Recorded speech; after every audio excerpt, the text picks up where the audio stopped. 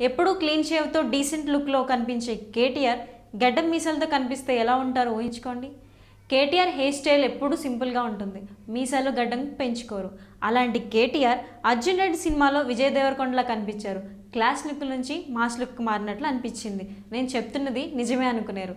కాకపోతే ఈ పిక్చర్ చూస్తే మీకు కూడా డౌట్ రాదు.